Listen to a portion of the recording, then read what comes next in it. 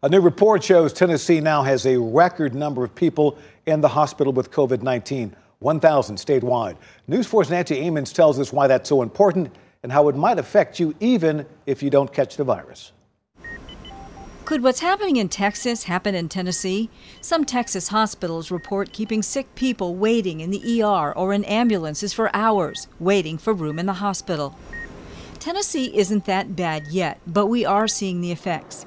Williamson Medical Center now canceling elective surgeries that require an overnight stay, saying they've hit a new peak in hospitalized COVID patients, doubling the highest number of admitted patients since March.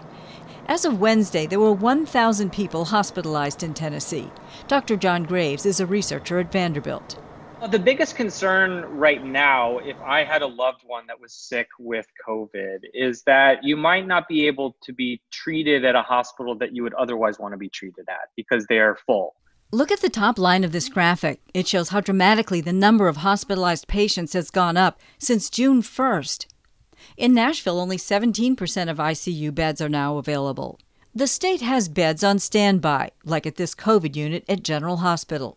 But another issue is staffing. There may be 2,000 beds available, but if we have now increased healthcare workers who get the disease or are out for other reason, our capacity may be lower. So it is a kind of a fluid situation. Okay. Are you worried?